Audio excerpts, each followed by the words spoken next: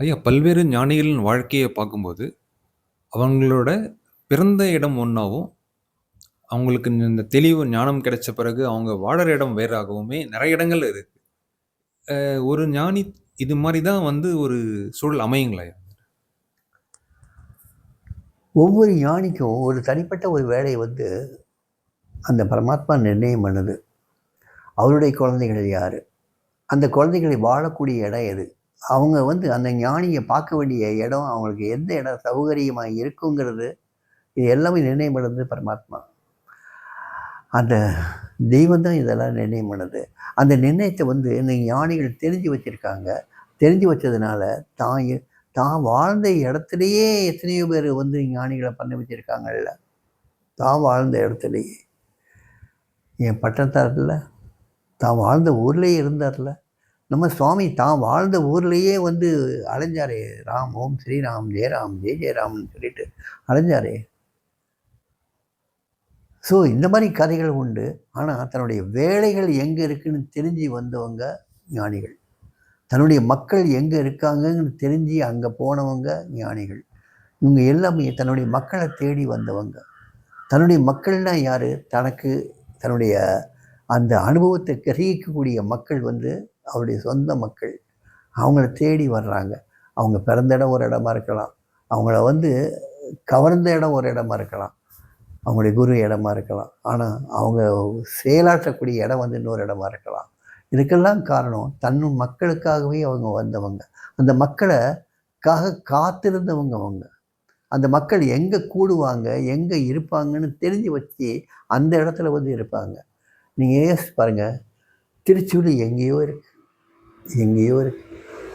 அவர் மதுரைக்கு வர்றார். மதுரையில் அவருக்கு அந்த அனுபவம். அவர் அங்கிருந்து திருவண்ணாமலையை தேடி வர்றார்.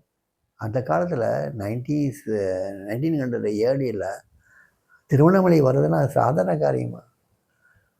அது ஒரு 16 வயசு பாலகன் வர்றதுன்னா சாதாரண காரியம் கிடையாது. வந்து கடுக்கண அடகு வச்சு அங்கேருந்து மறுபடியும் வந்து இங்கே வந்த உடனே கோயிலில் பாதாளலிங்கத்தில் வந்து உட்கார்ந்து எப்படி இதெல்லாம்? அதுக்கப்புறம் அங்கேயே இருக்க முடியாமல் வேறு எங்கே மலையில் போய் விருப்பாட்ச கோயிலில் கொஞ்ச நாள் இருந்து, அதுக்கப்புறம் மேலே ஸ்கந்தாசிரமத்தில் இருந்து, அந்த மலையெல்லாம் அந்த காலத்தில் வெறும் காடு அடர்ந்த வனம். அதில் பாதம் தெரிஞ்சு எப்படி போனாங்க? அந்த விளக்கு வெளிச்சம்.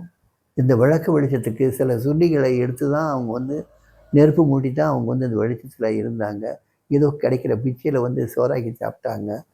சில ஏழை வாழைகள் அவங்களுக்கு ஆகாரம் கொடுத்தாங்க. இப்படியெல்லாம் நடந்தது. ஆனால் எதுக்காக இங்கே வந்தார்? ஏன் இமயமலையை நோக்கி போகலை? ஆனால் இமயமலையை நோக்கி போன சாதுக்களும் நிறைய பேர் இருக்காங்க. நிறைய ஞானிகள் அப்படியும் போயிருக்காங்க. கண்ணுக்கு தெரியாமல் மறைஞ்சவங்க எத்தனையோ பேர் இருக்காங்க. இதே திருவண்ணாமலையில் எத்தனையோ ஞானிகள் கண்ணுக்கு தெரியாமல் வாழ்ந்து அடைஞ்சி மறைஞ்சு போனவங்க எத்தனையோ பேர். ஏன்னா அவங்களுக்கெல்லாம் சுவாமி, அந்த பகவான், அந்த ஆண்டவன், அந்த பரம்பொருள் வேலையை கொண்டு கொடுக்கல. தன்னோட ஐக்கியப்படுத்தி எடுத்துகிட்டு போயிடுறாங்க. சிலவங்களுக்கு மட்டும்தான் வேலைகள்னு கொடுக்குறாரு. ஒரு ஜிட்டு கிருஷ்ணமூர்த்தி பிறந்த இடம் மதனப்பள்ளி, வளர்ந்த இடம் வந்து தியோசபிக்கல் சொசைட்டி. அவர் படிக்க போன இடம் லண்டன். ஆனால் அவர் பிரசங்கம் பண்ணது வந்து உலகம் பூரா. உலகம் பூரா. அவர் எதை தன்னுடைய சொந்த வீடுன்னு நினச்சார், சொந்த நாடுன்னு நினச்சாருன்னு பார்த்தீங்கன்னா, எல்லா இடமும் தன்னுடைய சொந்த வீடு, சொந்த நாடைத்தான் நினைச்சார்.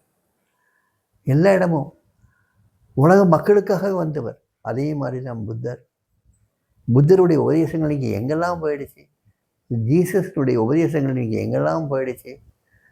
ஜெய கிருஷ்ணமூர்த்தியுடைய உபதேசங்கள் எங்கெல்லாம் போயிடுச்சு? ரமண உபதேசம் எங்கெல்லாம் வந்துடுச்சு? இந்த மாதிரி ஞானிகள் உபதேசங்கள் உலகம் பூரா பரவித்தானே இருக்குது. ஒரு இடத்துக்கு மட்டும் அவங்க வந்து பாத்தியப்பட்டவங்க கிடையாது. தன்னுடைய மக்கள் எங்கே இருக்காங்க, அந்த மக்களுக்கு வந்து இவர் உபதேசம் பண்ணும்போது அந்த மக்கள் வந்து அந்த செய்தியை வந்து உலகம் பூரா பரப்புனாங்கல்ல. இன்றைக்கி அந்த காலத்தில் வேதங்கள் வந்து எழுதப்பட்டது, உபநிஷத்துகள் எழுதப்பட்டது எல்லாம் கேள்வி பதில். இந்த கேள்வி பதிலை வந்து கிரகிச்சு ஒருத்தர் ஒருத்தர் ஒருத்தர் ஒருத்தர் பரிமாறி இன்றைக்கி நம்ம வரைக்கும் கொண்டு வந்து சேர்த்துருக்காங்க. எத்தனையோ ஆயிரக்கணக்கான வருஷங்களுக்கு முந்தி எழுதப்பட்ட அந்த கிரந்தங்கள் பூராமே இப்போ வரைக்கும் நம்ம வரைக்கும் கிடைச்சிருக்குன்னா எப்படி கிடைச்சது? ஒரு ஆதிசங்கரர் பிறந்தது காலடி, பிறந்த வயசு 9 வயசு. எங்கே வரைக்கும் போயிருக்கார்? பத்ரிநாத் வரைக்கும் போயிருக்கார். பத்ரிகாசிரமம் வரைக்கும் போயிருக்கார். இந்த பக்கம் பூரி வரைக்கும் போயிருக்கார். இந்த பக்கம் துவாரகா வரைக்கும் போயிருக்கார். கீழே வந்து பார்த்தீங்கன்னா, அவர் சஞ்சாரம் பண்ணாத இடமே கிடையாது.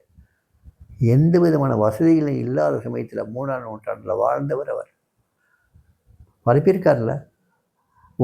இந்தியா முழுவதும் பரப்பியிருக்கார். இன்னைக்கு ஆதிசங்கரர் இல்லைன்னா வேதங்களை தொகுத்திருக்க முடியாது. வேதங்களுக்கு வந்து அந்த இது பாஷையை எழுதியிருக்க முடியாது. இன்னைக்கு அவர் இல்லைன்னா அத்வைத சுவாசத்தையே வெளி உலகத்துக்கு தெரிஞ்சிருக்காது. அதே மாதிரி எத்தனையோ வைஷ்ணவ சமயத்தில் பார்த்தீங்கன்னா எத்தனையோ ஜீயர்கள் அவங்கெல்லாம் எங்கேயோ பிறந்து எங்கேயோ வளர்ந்து எங்கேயோ அவங்களுடைய உபதேசங்களை காட்டி இன்றைக்கி வரைக்கும் சஞ்சாரம் தானே பண்ணிக்கிட்டு இருந்தாங்க. காஞ்சி பெரியவராக இருக்கும், காஞ்சி மடத்தை சேர்ந்தவங்க சஞ்சாரங்கள் பண்ணிக்கிட்டே இருந்தாங்கள்ல. மழை காலங்களில் மட்டும் எங்கேயாவது 3 மாதம் தங்குவாங்க. அதர்வைஸ் போய்கிட்டே தானே இருந்தாங்க. ஸோ அவங்களுக்கெல்லாம் வந்து எல்லைகள் கிடையாது. தன் மக்கள் எங்கே இருக்காங்களோ அவங்கள தேடி போவாங்க. தெய்வம் ஒன்று தான் மக்களை தேடி போகுது. மக்கள் தேடி வர்றது வந்து தன்னுடைய சொந்த ஆசைகளை நிறைவேற்றத்தானே தவிர்த்து வேறு எதுக்கும் கிடையாது. ஆனால் தெய்வங்கள் தேடி போகிறது மக்களை தன்மயப்படுத்துறதுக்காக. தெய்வங்கள் தான் தேடிக்கிட்டு இருக்கு. தெய்வங்கள் தேடிக்கிட்டு இருக்கு. அந்த தேடுதலில் வர்றாங்க. நம்ம எல்லாம் நினச்சிட்டு இருக்கோம் மனுஷன் தேடுறான், அந்த ஆன்மீகத்தை தேடுறான், பகவானை தேடுறான்னு. தெய்வம் தான் உண்மையிலே தேடி வருது நம்மளை நோக்கி. அந்த தேடுதலை கூட நம்மளை தேர்ந்தெடுத்திருக்கு, நம்மளை தேடி இருக்குங்கிற ஒரு உணர்வு கூட இல்லாமல் இன்னும் வாழ்ந்துட்டுருக்கோம். இன்னும் ஜடமாக வாழ்ந்துட்டுருக்கோம். தெய்வம் தேடித்தான் வருது, நம்மளை நோக்கி வந்திருக்கு, வந்து இங்கே வாழ்ந்துருக்கு.